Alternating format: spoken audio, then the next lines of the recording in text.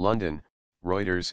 In a swipe at his hardline rivals, President Hassan Rouhani said on Monday young Iranian protesters were unhappy about far more than just the economy and they would no longer defer to the views and lifestyle of an aging revolutionary elite.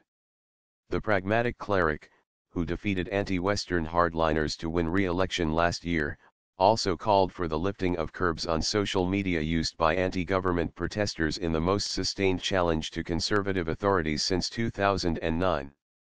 A Euroite would be a misrepresentation of events, and also an insult to Iranian people to say they only had economic demands, Rouhani was quoted as saying by Tasnim news agency.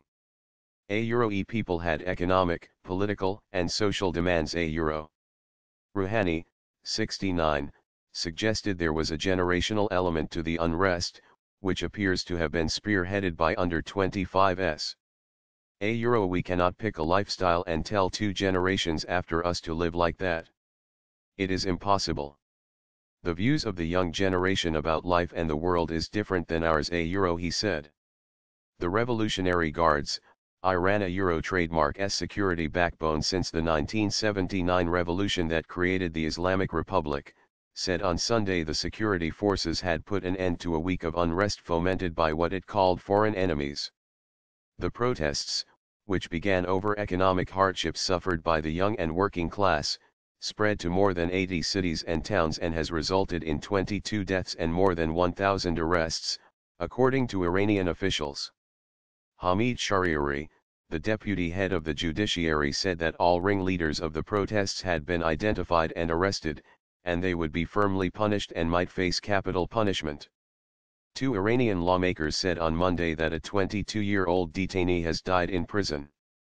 The director of the prison's organization, Mustafa Mohebi, confirmed the death on the Judiciary trademark's official website and said Izan Aganbari has hanged himself in a toilet on Saturday. Many of the protesters questioned Iran trademark's foreign policy in the Middle East, where it has intervened in Syria and Iraq in a battle for influence with rival Saudi Arabia. Iranians can criticize everyone.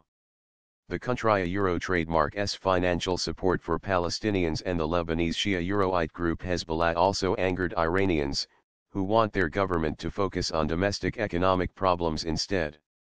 Rouhani won re-election last year by promising more jobs for Iran trademark's youth through more foreign investment, as well as more social justice, individual freedom, and political tolerance, aims questioned by his main challenger in the contest.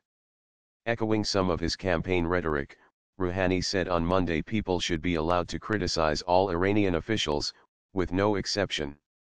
Demonstrators initially vented their anger over high prices and alleged corruption, but the protests took on a rare political dimension, with a growing number of people calling on Supreme Leader Ayatollah Ali Khomeini, 78, to step down. The Supreme Leader is Commander-in-Chief of the Armed Forces and appoints the heads of the judiciary. Key ministers are selected with his agreement and he has the ultimate say on Iran trademark's foreign policy. By comparison, the president has little power.